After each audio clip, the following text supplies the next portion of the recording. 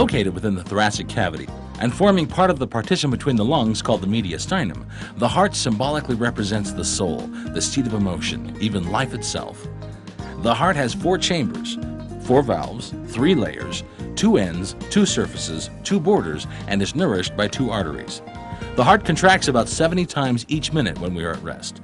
That's 4,200 times each hour, over 100,000 times a day, and 36,732,000 times each year. But we don't always rest. Sometimes the heart beats 2 or 3 times as fast. In an average-sized person, it pumps 2,000 or 3,000 gallons of blood each day, and twice that much in a football lineman. The only rest it gets is the split second between contractions. Each short rest is called diastole and terminates at the beginning of the next contraction called systole. When flow is reduced in the 2 major arteries supplying the heart or their branches by atherosclerosis or lodged emboli, cardiac muscle tissue dies, and the impending obituary will read heart attack.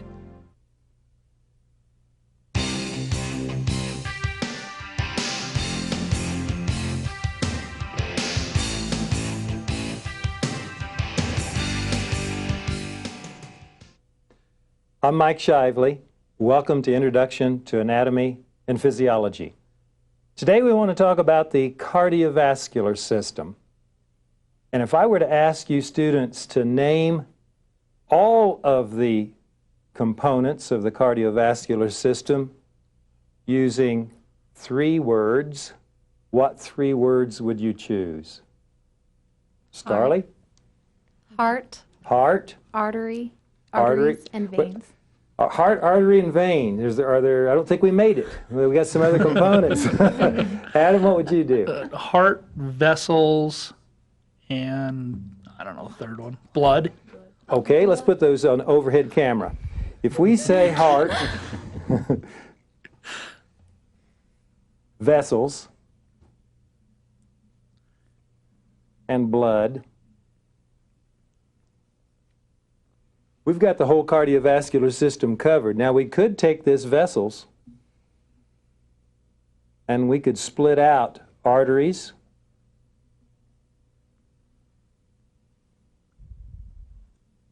and veins, and capillaries. Because all of these are different kinds of blood vessels. This is an interesting listing as a component, an individual component of a major system, because it's the only time in this course that we're going to list a tissue as a major component in and of itself of a system. Blood is the transport medium of the cardiovascular system, and the heart, of course, is the pump. Let's put these 5 components, the way we'll list them now, up in a graphic, and let's define each of those individually. So we'll look at this first graphic, which summarizes these components then. The heart is a pump, and its job is to pump blood through the blood vessels. Arteries. How should we define arteries? Should we define them as vessels that carry high oxygen blood or low oxygen blood, or probably neither would be a good definition? Susan, how would you define an artery? An artery travels away from the heart. An artery is a blood vessel that carries blood away from the heart. So that's our definition of artery. Some arteries carry high oxygen blood, and some arteries carry low oxygen blood. But if the direction of travel is away from the heart, the blood vessel by definition is an artery. It has any size to it at all. Veins, on the other hand, are the blood vessels that carry blood back to the heart. And capillaries are the extremely thin-walled blood vessels that connect arteries to veins. They connect the smallest arteries to the smallest veins. And from a functional standpoint, capillaries are the only blood vessels that have walls thin enough for nutrients and wastes to be exchanged. And we've already mentioned blood is the transport medium. So these then are the 5 components if we split them out, realizing that the second, third, and fourth one here could be covered under the concept of a vessel. All right, what are the functions of the cardiovascular system. Let's do the round robin thing. I kind of like that. Hazel, tell us something that the cardiovascular system does. It transports hormones. Transports hormones, certainly does that. And we talked about hormones in a previous session under the heading endocrinology. Seth, what's another thing? It aids in ridding the body of waste products. It helps rid the body of waste products by actually transporting those waste products from some site where they're produced to hopefully a site of elimination. Starley? It oxygenates the body. It carries oxygen. Now, it doesn't absorb the oxygen originally. The respiratory system is primarily involved in that process, but it certainly transports that oxygen once it is absorbed into the bloodstream, does it not? Adam? Thermoregulation. The cardiovascular system helps control body temperature, doesn't it? And when we get too warm, what happens? We turn pink because blood vessels near the surface of our body dilate, and we theoretically are able to radiate off some of that heat in that manner. When we get cold, blood vessels near the surface of our body will contract, keeping the blood away from that environment and helping to conserve core body temperature. So those are some of the functions. Susan, can you think of another one? The acid-base balance in our body, the pH. You bet. pH control or acid-base balance. The cardiovascular system is actually one of 3 different body systems that play a major role in acid-base balance. Does anybody know the other 2 systems that are involved in acid-base balance or pH control? Adam? Skeletal and digestive. Skeletal's not a major player. Digestive has a minor role, but the 2 other major systems, Seth? Digestive and respiratory. Not digestive. Respiratory will go for this. The other major system. Endocrine. Not endocrine. Urinary. Urinary. We can get there. Yeah, we can shotgun this and list them all. We'll get it here in a moment. You bet. So the 3 body systems that are heavily involved, primarily involved in the acid-base balance of the body, are cardiovascular system. There's buffers in the blood that play a role there.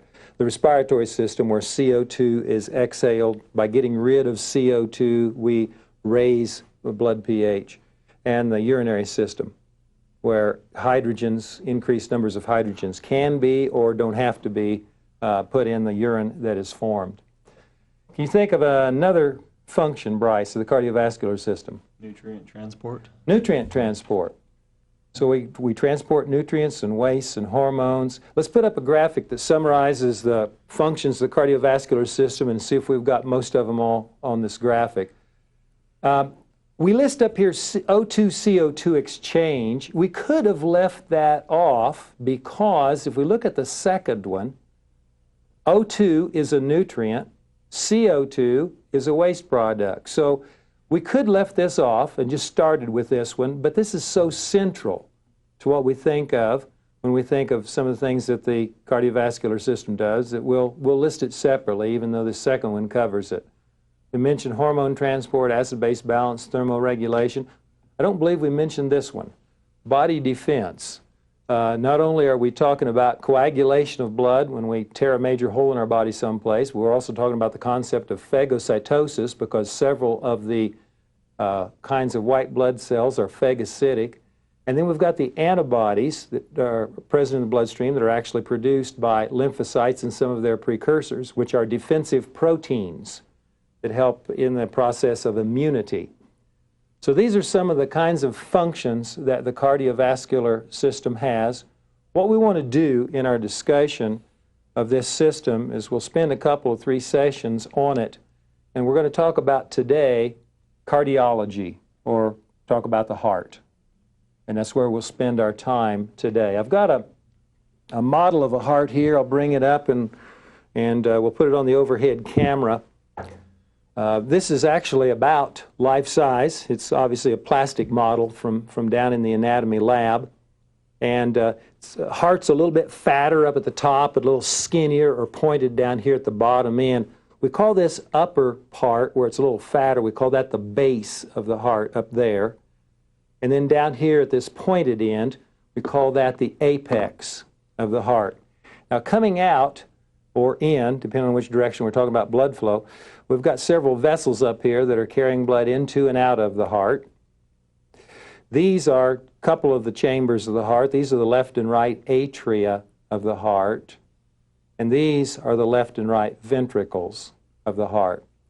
Now, a lot of times people talk about the heart being located on the left side of the thorax or in the left side of the chest cavity. It's probably one of those urban myths when you get right down to it. The heart is really almost centered within the thoracic cavity, but the apex or pointed end is slanted slightly to the left. So I want you to think of the heart being more or less in the center of the chest cavity, with the apex or pointed end being slightly oriented toward the left. Now, if we start on the outside and work our way through the heart wall, we find that there are 3 layers to the heart walls. Let's look at a graphic that summarizes those 3 layers. On the outside of the heart, we'll get this graphic in a second. There we go. On the outside of the heart wall, we've got a layer, it's very thin, called epicardium. That forms the outermost layer. It's extremely thin. Most of the thickness of the heart wall is called myocardium, and that's where the cardiac muscle tissue is located. Very thin lining on the inside is endocardium. Epicardium, epi means upon, myocardium, myo referring to the cardiac muscle tissue, myo, and endocardium, endo meaning within. That's the lining layer inside. So those are the 3 layers. Now, depending on what chamber that we're in, the heart wall has various thicknesses. I'm going to put a different model up here, one that we can actually take apart. So we'll go to the overhead camera and look at this model for a moment. And I'm going to pull the front part of this heart model off and set it over to the side so that we can kind of look inside. And I want you to notice how thin the wall of this atrium is. This is some left atrium over on this side, very, very thin walled. Right atrium is also relatively thin walled. It gets a little thicker down here in the ventricular area. Finally, when we get over to the left ventricle over here, the heart wall is quite thick. So the ventricles have thicker walls than the atria, and the left ventricle has the thickest of all 4 chambers. What are these chambers then? Well, left atrium, left ventricle, right atrium, right ventricle. From a functional standpoint, these atria up here near the base collect blood, collect incoming venous blood. All they do with that blood is pump the blood down into the ventricles. So the atria receive venous blood, and they pump the blood down into the ventricles. The ventricles, much more powerful pumps because they are thicker walled, pump that blood out into arteries that carry the blood either to the lungs in the case of the right ventricle or to the rest of the body in the case of the left ventricle. Does anybody know the name of this very large systemic artery that carries blood out of the left ventricle? Susan? It's the aorta. This is the aorta. So all of the blood in this left ventricle is pumped out into the aorta, okay? And this right ventricle pumps blood out into a single artery as well. I have to bring over the front half of this heart model to actually see it. So right here in the front half we can actually see it. This is the right ventricle right in here. We're looking at the outer part of the wall, of course. And this is that artery that it pumps blood into. What's the name of this artery, Adam? The pulmonary artery. Pulmonary trunk, it's actually called, because it will divide just a little bit beyond this point where it's broken off on the model into the left and right pulmonary arteries. Now, I want you to notice something on the 2 halves of this model here. This artery is colored red, and you know why it's colored red? It's symbolic of the fact that the blood in there is highly oxygenated. Okay, so the aorta is an artery that carries highly oxygenated blood. This artery, that we call the pulmonary trunk, is colored blue, to symbolize the fact that the blood within it is low in oxygen. What the pulmonary trunk does is carry blood from the heart to the lungs. And what's going to happen to that blood at the lungs? It's going to pick up oxygen, right? The aorta over here, on the other hand, carries blood from the heart out to most of the body. The lungs are part of the body too, but most of the rest of the body, okay? And while we've got this model kind of put together here, if I can get it to go back together, here's a very large blood vessel that's bringing blood into the right atrium from the top half of the body. Does anybody know what that blood vessel might be? Coming into the right atrium from the top half of the body. Bryce? The superior vena cava. That's the superior vena cava. It's a very large systemic vein, drains primarily the top half of the body. If I turn this heart model over a little bit, bringing blood into the right atrium from the bottom part of the body is another very large venous channel. I'll give you a hint. It drains the inferior part of the body. What do you think it would be, Hazel? Inferior vena cava. Inferior vena cava. All right.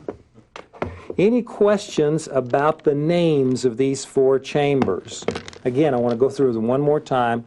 Left atrium, left ventricle, right atrium, right ventricle. Any questions?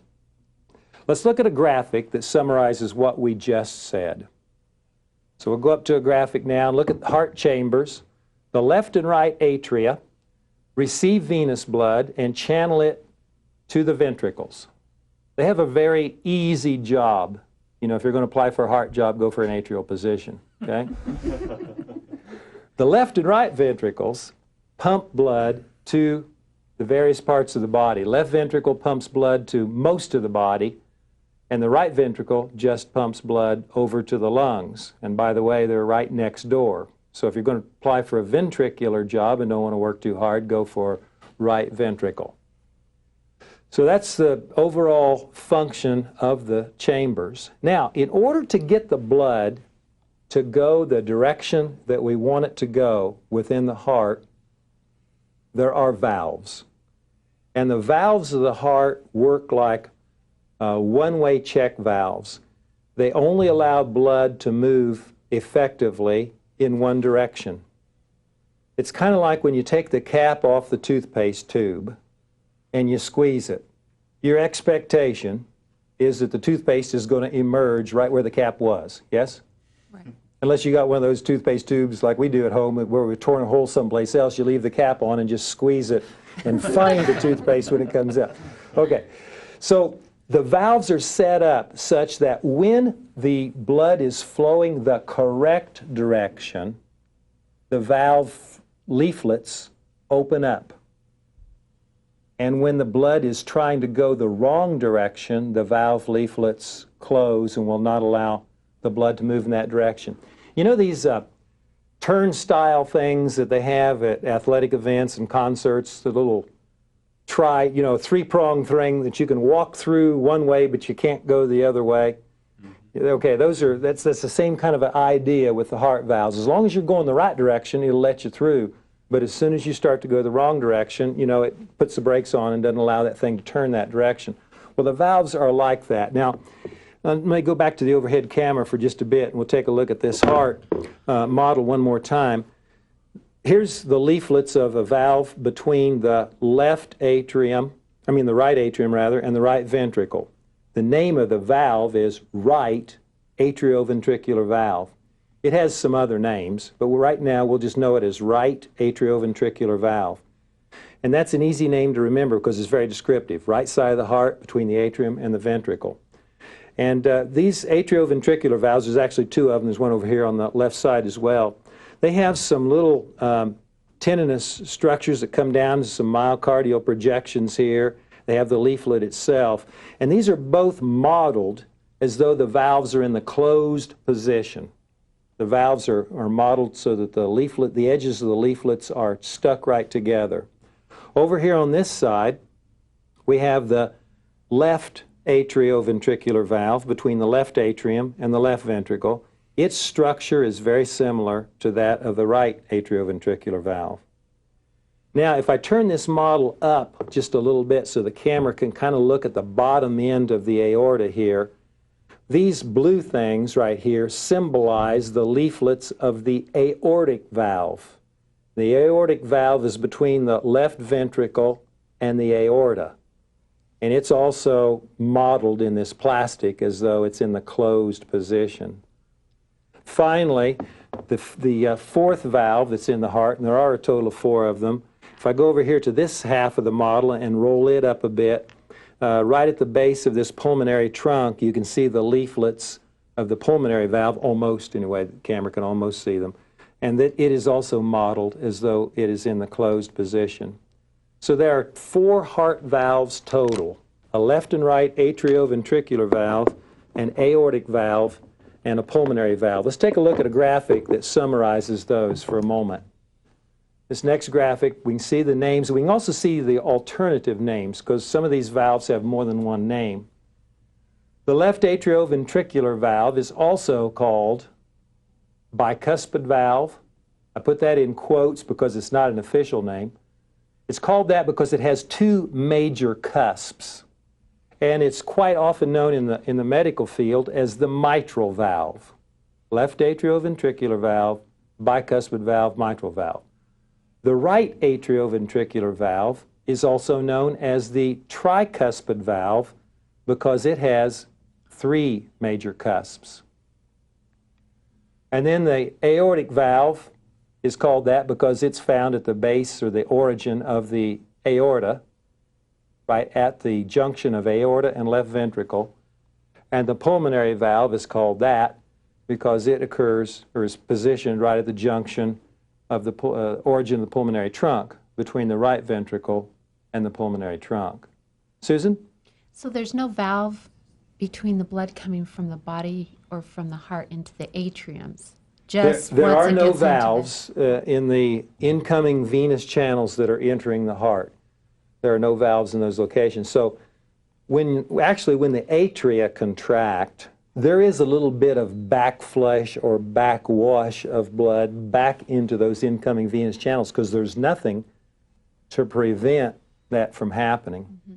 Now, the heart is oriented in our chest in such a way that as long as we're sitting upright or standing, you know, basically the atria are located above the ventricles. So when the atria contract, they have to pump blood down into the ventricles. And of course, unless we're standing on our head or in a funky position, gravity is helping us out in that regard. One of the intriguing things that I want you to remember, though, is that as far as the opening and closing of these valves, it's blood that actually opens them and blood that actually closes them. In other words, yes, the heart contracts. That's true. But contraction of the heart does not directly open or close a valve.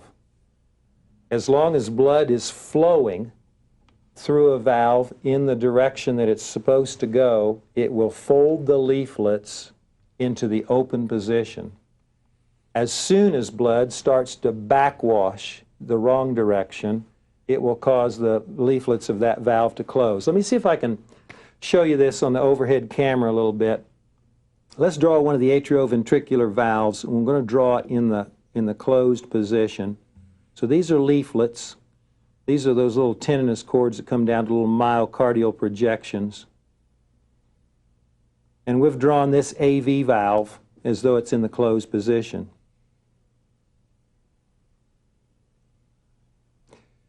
Now, whenever the atrium that's above here contracts, it will, the force of the blood will come down here and fold these leaflets down and out of the way. I'm just going to kind of dotted line them down and out of the way. These chordae tendineae would be loose and torqued around different directions.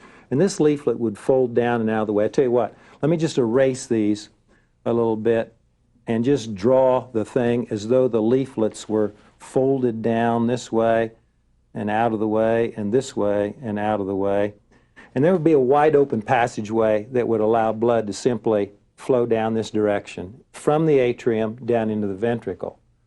On the other hand, as soon as the ventricle begins its contraction and starts squeezing on the blood, some of that blood would go up behind these leaflets and billow them, or parachute them, if you will, back into the closed position. And of course, the chordae tendineae are there to prevent the valve leaflets from going too far up into the atrium. That makes sense to you? So it's the movement of blood that opens and closes the heart valves. That's the point I want to make. We've got a graphic that summarizes that, and I want us to look at that just to remind ourselves that certainly the movement of blood is related to the contraction of the heart, but it's the blood itself that opens and closes the valve leaflets. Now, when the heart contracts and squeezes, we call that systole. And the atria contract first, and then the ventricles contract a split second later. Systole for contraction, and then as soon as these atria up here relax, we call that part diastole. Let's look at these words on a graphic. I can see some confused looks on your faces. Let's look at a graphic here. Contraction is systole. Think squeeze. S word, squeeze. How's that? Dilation or relaxation of the heart is called diastole, and you can kind of relate that with the word dilate. And remember that in a normal cardiac cycle, the atria contract first, and then the ventricles contract a split second later. The purpose of atrial contraction is to get blood from the atria down into the ventricles. The purpose of ventricular contraction is then to squeeze on that blood and force that blood out into the aorta, or on the other side of the heart, the pulmonary trunk, and send it to the body or to the lungs. Seth? Yeah, I was wondering, are heart murmurs caused by like deficiencies in the valves or the way the heart squeezes? We're going to talk about those in a little bit. A heart murmur is an abnormal heart sound. Actually, all you should hear if you're listening to a normal heart is what we call the first heart sound, which some people characterize as lub, and then a split second later, the second heart sound, which is often called dub.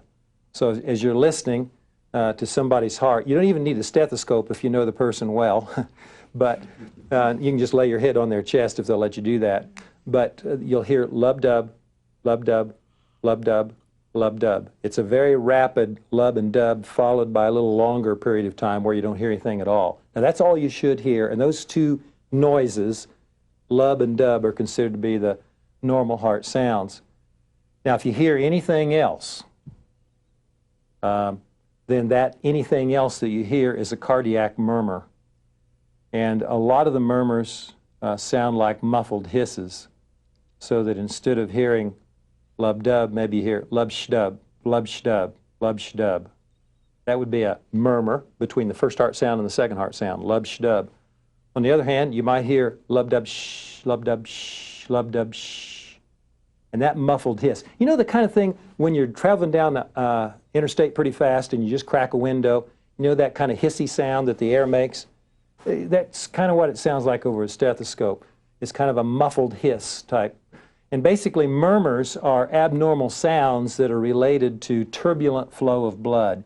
Instead of having a nice normal, what physiologists call laminar flow, it's kind of like the Niagara River. You know, down below the falls it doesn't make too much noise. Up above the falls it doesn't make too much noise. But right at the falls it makes so much noise that the ground shakes. You know, you can feel the vibration if you've ever been there. And that's because turbulent flow of a liquid, there'll be some noise associated with it. And that's what happens in the bloodstream when we have, you know, you mentioned valvular problems. There's several things that can cause murmurs. We're actually going to look at those in a second, so I'll wait till we get there in just a minute. Susan? When you talk about the systole and diastole, is it the atrial contraction that is systole or the ventricle contraction that is systole? While a particular part of the heart is contracting, that part of the heart is undergoing systole. So And then what will happen is the atria will do systole, and then they'll do diastole while the ventricles are doing systole, and then both parts, atria and ventricles, will both be in diastole together for a little bit. Okay, so when they measure blood pressure with systole and When diastole? you measure blood pressure, and you know, they put the cuff on, you get the two numbers. For example, let's go to the overhead camera for a second. Maybe your blood pressure is, they recorded as 120/70. What they're actually doing here, Susan, is they're measuring, this 120 is the systolic pressure, as measured in typically the brachial artery, because they put a cuff typically around the brachium. That's 120 millimeters of mercury is the units on that, but we often don't even put the units, just 120. And then the second number refers to the diastolic pressure. So this is the systolic pressure in the brachial artery, and this is the diastolic pressure in the brachial artery. And what you really want is to have a large gap between these two numbers. You know, 120/110 is not good because the diastolic pressure is way too high. It's not as critical, when we talk about a bad blood pressure, it's not as critical sometimes how big this number is as it is to have a good difference between systolic and diastolic pressure. I think we're going to come back to that later in another session on the cardiovascular system, so I'll blow through it right now. Adam? You were talking about the heart sounds, the normal heart sounds. What actually creates those sounds? Good question. It's actually closure of the heart valves that creates the lub and the dub. Have you ever lived in an apartment where the plumbing was interconnected such that when somebody else turned the shower on, you could hear it, and when they turned the water off, you could hear it? There's kind of a hammer noise in the pipes, or maybe in a house, you can hear it in a different part of the house, and you know when somebody's running the water downstairs or whatever. And that's the kind of thing we're talking about.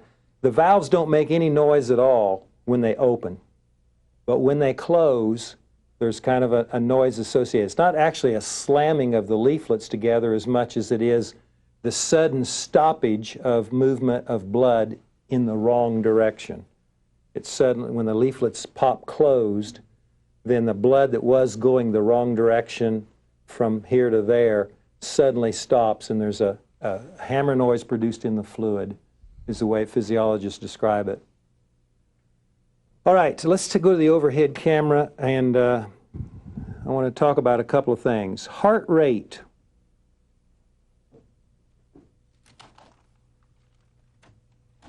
Means how many times is your heart contracting per minute? So if you're at rest and you're an athletic type person at rest, you might have a heart rate down in the 60s. Or maybe if you're a road runner type, you might be down somewhere in the 50s somewhere. If you start exercising heavily, what's this going to do? Jump way up. It's going to go up. It's going to go up significantly. And even though your resting heart rate may be down in the 60s or 50s, with heavy exercise, you can easily get to 150, 170. Maybe you can even push yourself under extreme duress up to 200 beats per minute. So we're talking about how many times the heart contracts per minute. Now, the stroke volume described by physiologists means how much blood is pumped into the aorta, or the pulmonary trunk for that matter, per minute, or per contraction rather. So perhaps you're pumping 70 milliliters each time, 70 ml each time that the heart contracts. And if we know the heart rate and we know the stroke volume, we can calculate then what we call the cardiac output, how much blood is being pumped by the heart each minute. Let's go to a graphic and look at that. CO stands for cardiac output. HR stands for heart rate. That's how many contractions a minute. And stroke volume stands for how much blood is being pumped each time the heart contracts.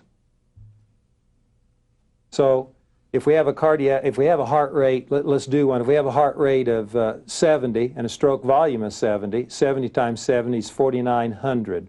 We're pumping 4,900 milliliters of blood per minute. And a typical resting heart rate for an average-sized human being is about 5 liters a minute. 4,900 mils about 5 liters a minute.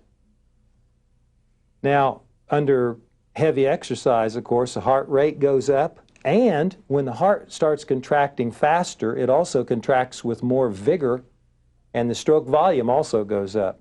So you can tremendously increase your cardiac output with heavy exercise. Now, if we said a couple of times that these atria contract before the ventricles, if that's true, how can it happen? Let's go to the overhead camera for a minute, and we're going to draw kind of a facsimile of a heart here. And you deer hunters will be able to relate to this. We'll just kind of put an X on here like the crosshairs. But what we'll do here is we're going to let this represent the left atrium and the left ventricle. This be the right atrium and the right ventricle. Up in the wall of the right atrium are some specialized cardiac muscle cells. And these that are located in that vicinity, rather than being into contraction per se, are more into electrical impulse conduction. The cells that are involved are called Purkinje fibers. It's Purkinje.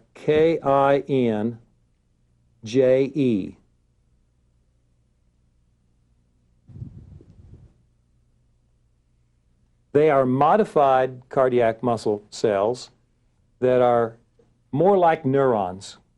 They're neuronal-like in that they undergo depolarization and repolarization spontaneously.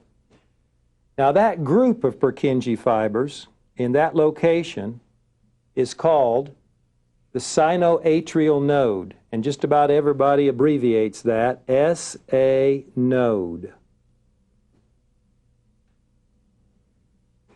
And what I want you to remember about it is the normal pacemaker of the heart. It determines heart rate, the sinoatrial node.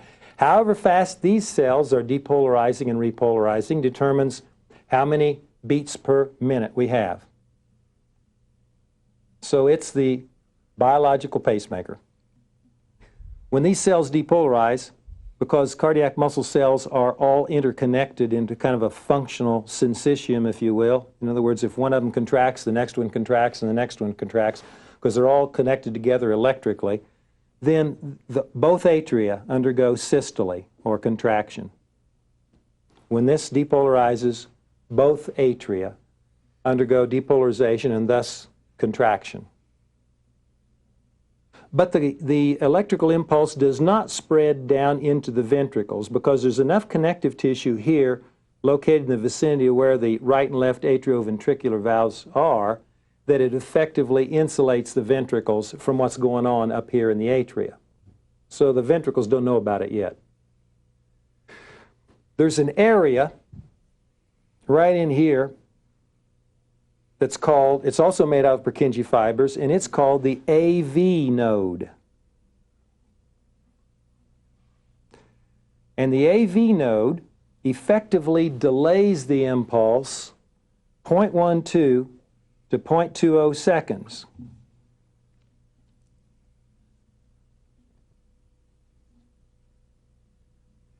The purpose of this delay, 0.12 to 0.20 second delay, SEC, second. The purpose of this delay is to allow the atria to complete their contraction before the impulse is allowed to go on down the interventricular septum into the ventricular area. So we said the SA node was the pacemaker. The AV node is the impulse delayer. So its job is to delay the impulse. Then, once it delays the impulse this many seconds, 0.12 to 0.20, that's about 1/10 to about 1/5 of a second, then the impulse is allowed to travel on down through the interventricular septum. It spreads throughout both walls, both ventricles, and the ventricles undergo systole. So because of this electrical control system, then the atria contract first, and then the ventricles contract a split second later. Now let's look at a graphic that summarizes that electrical control system, what we just said. These specialized cardiac muscle cells are called Purkinje fibers. The group of them that's located in the wall of the right atrium determines heart rate, the SA node. That's a group of Purkinje fibers. The group of Purkinje fibers, called the AV node, delays the impulse a split second, and the purpose of the delay, again, is to allow the atria to complete their contraction before the ventricles contract. Now, what happens if the AV node delays the impulse too much? Let's go to the next graphic. If the AV node delays the impulse too much, we get excessive delay at the AV node. We call that a first-degree heart block. If the AV node delays the impulse such that not all the impulses make it down into the ventricles, in other words, not just delaying them too much, but some of them don't even make it, we call that a second-degree heart block. If no impulses make it from the atria into the ventricles, we have a third-degree or complete heart block. Are we dead yet? No. No, but we're close. And why are we close? Well, the cardiac muscle cells have inherent rhythmicity. They can contract and relax on their own.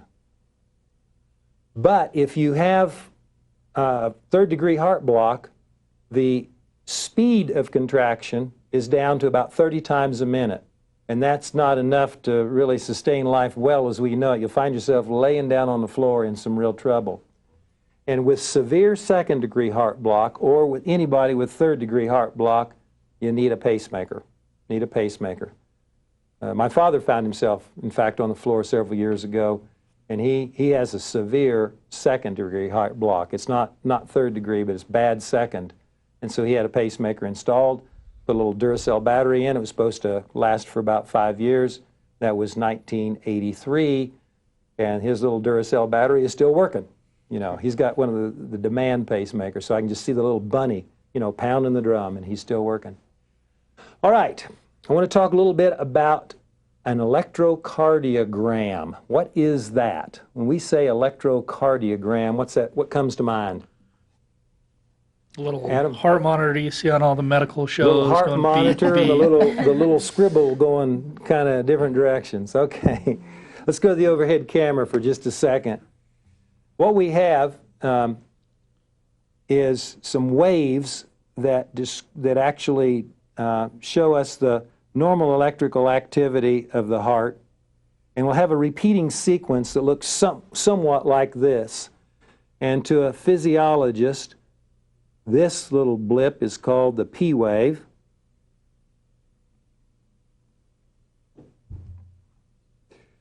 This blip right here is the QRS complex. And this one is the T wave.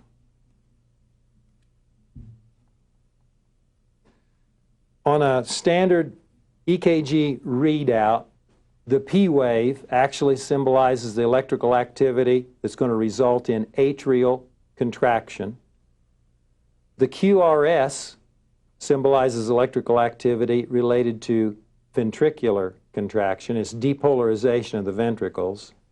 And the T wave is repolarization of the ventricles. So depolarization of atria with their contraction, depolarization of ventricles with their contraction, and then repolarization of the ventricles. Where is the repolarization of the atria? They have to repolarize. Susan? It's during the ventricle contraction, the QRS complex, but so it's the so QRS, small. yeah, the QRS, which symbolizes ventricular contraction, actually overshadows. It's kind of like, you know, somebody says something and somebody's yelling in your other ear. You have trouble hearing what the first person said because the other person was so loud.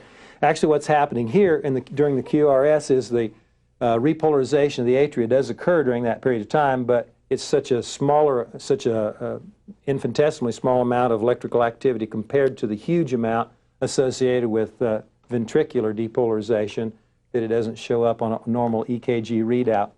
Let's take a look at a graphic and see if we can summarize what we mean by these EKG waves, sometimes called ECG. EKG is probably the more popular way that it's acronymed. P wave is depolarization leading to atrial contraction. QRS, depolarization leading to ventricular contraction.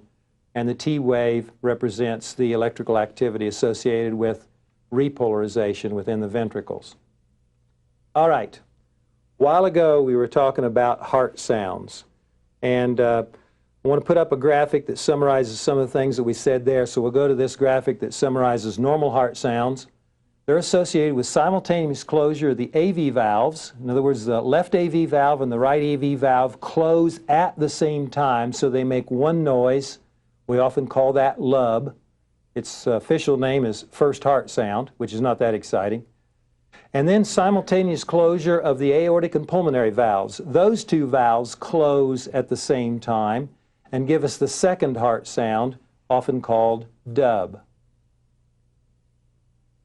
Now, we defined murmur a while ago. Let's look at it in print here on the next graphic.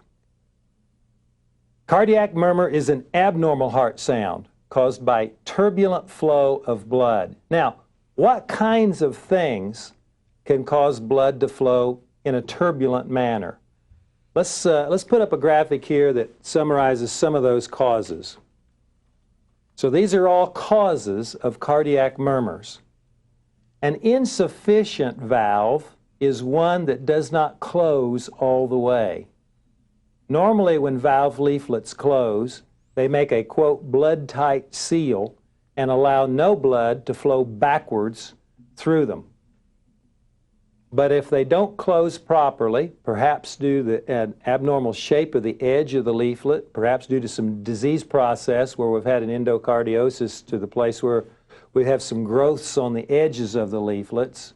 You've seen doors that didn't do a good job of closing because they left a big crack between the door frame and the door itself. That's the kind of thing that we're talking about when we say an insufficient or a leaky valve. Now, another thing that can cause a murmur is a valve that does not open all the way. We call that a narrowed or stenotic valve if it does not open all the way. I had a bedroom window like that when I was in high school, which made sneaking out at night very difficult because I could only get it up a few inches and you had to kind of squeeze under there, you know.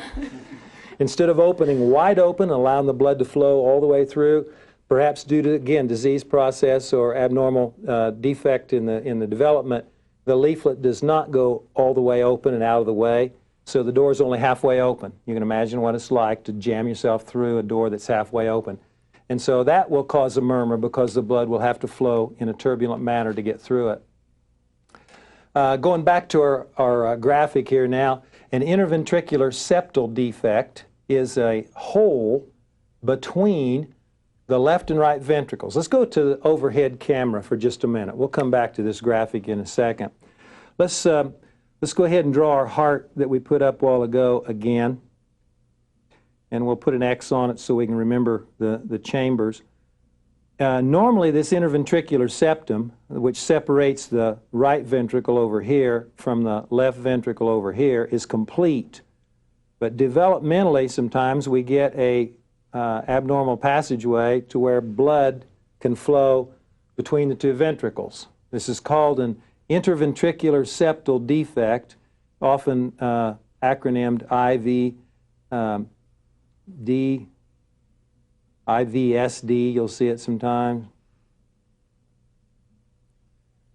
And when this happens, because the left ventricle contracts with greater force than the right ventricle does, it's got thicker walls, contracts more vigorously, blood will normally flow from the left ventricle through the defect into the right ventricle.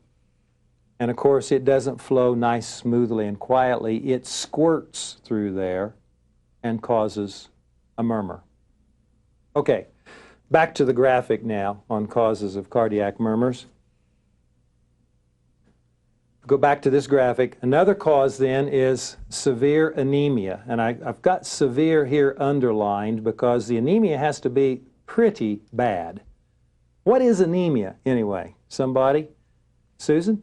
It's a lack of red blood cells. It's a low red or blood cell count. It's defective classically blood. defined as, reduced ability of the blood to carry oxygen, but, just about 100% of the time that's related to low RBC count.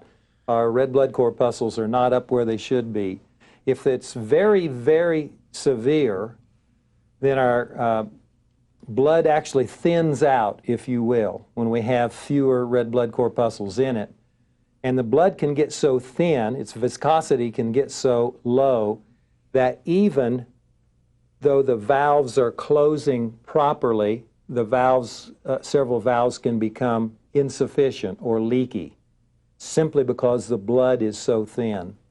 So severe anemia can cause a murmur. It's not a major cause of murmur most of the time, but it can cause a murmur.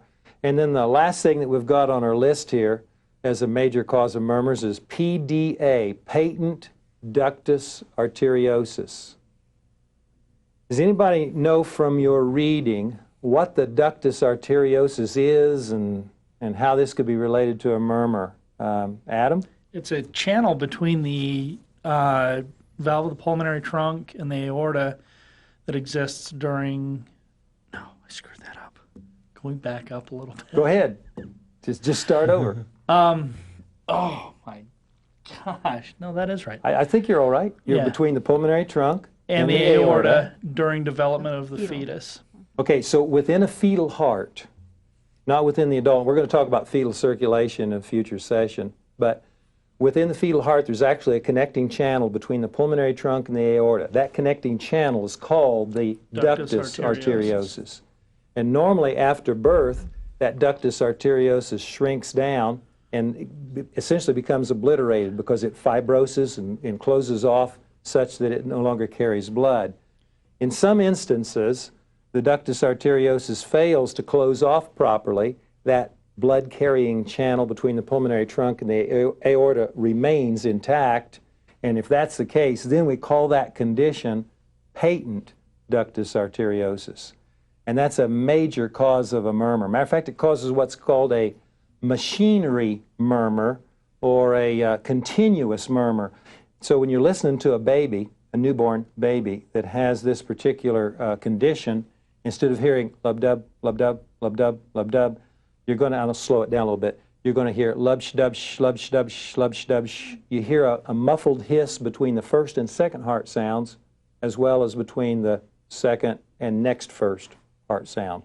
Continuous or machinery murmur, sometimes called a washing machine murmur. You know how the old agitators on washing machines used to go back and forth? And that's kind of what it sounds like when you're listening to the heart of an infant that has that particular condition. Did you have a question, Starley? I was just wondering which one of these murmurs do they actually worry about? Or do they worry about all of them? Depends on, now these are causes of murmurs, okay? So you've got a murmur. First thing they want to do is decide what's causing that murmur. Is it due to a valvular insufficiency? And which valve is it? Is it due to a valvular stenosis? And which valve is it? You see what I'm saying? And we can go down through the list. And then how much is normal circulation being interfered with? What's the age of the individual? I mean, we're talking about an 80-year-old that has a mild murmur related to a insufficiency. They're not going to do anything. If we're talking about a newborn infant with patent ductus arteriosus, it might be surgery in a few minutes, you know, if it's really severe. That's, incidentally, patent ductus arteriosis, which we just talked about, is the major cause of the, quote, blue baby syndrome, when they don't pink up right away. Biggest single cause is patent ductus arteriosus. Yeah. Thank you. Sure. All right. If you're listening to a heart and you hear lub-sh-dub, lub-sh-dub, if it's a valvular problem, that valvular problem could be either this or this. Can somebody answer that question for me? Would it be the AV valve? It could be a problem with the AV valve. You're hearing it between the first heart sound and the second heart sound. What position are the AV valves in between first and second? They're in the closed position, right? So if we've got a heart valve that's causing a murmur when the valve itself is in the closed position, that means you've got an insufficiency of that valve. On the other hand, if you have a murmur that you can isolate to one particular valve that occurs when that valve is in the open position, then you've got a murmur that's related to a stenosis of that particular valve. Does that make sense to you? In other words, here's what I want you to get out of this. Insufficient valves cause murmurs only when those valves are in the closed position. They open okay, they just don't close completely. Open okay, just don't close completely. On the other hand, stenotic valves cause murmurs only when those valves are in the closed position. No, I'm sorry, open position. I said it just exactly wrong. Just see if you're paying attention. Stenotic valves cause murmurs only when those valves are in the open position. They close okay, usually, but they don't open all the way. So the murmur is going to occur when if you have a valvular stenosis, the murmur is going to occur when the valve is in the open position. Does that make sense to you? Mm-hmm. Got a leaky water faucet. When does it cause a problem? When you got it on? Nope. Works fine when you got it on. Only causes a problem when you turn it off. Leaky valves, insufficient valves cause the murmurs when the valve is in the closed position. Susan? So you're saying this could be either stenosis or Yes. When you hear the muffled hiss, you don't know whether, that just means we've got a bunch of fluid that's being squeezed through a narrow opening and we have turbulent flow, okay? You can't tell from that whether it's a stenosis or an insufficiency. Now, when a medical practitioner is listening to your heart, ausculting your heart, you know, they'll move the stethoscope head around because a couple of the heart valves, the noises they produce can be heard loudest up here, and a couple of the other heart valves can be heard loudest down a little bit lower. So the first thing that they'll do is listen on your chest wall for where they hear, if they ever hear a murmur, where on your chest wall they hear that noise the loudest. And the where tells them, if it's a valvular problem, which valve. Then they will listen for, do I hear the murmur between the first and second heart sounds? Is it lub, sh, dub? Or do I hear the murmur between the second and next first heart sounds? Is it lub, dub, sh? And then they'll use those to come to a tentative diagnosis. And that's how that's done. Next time, we're going to talk about circulation, vessels and circulation.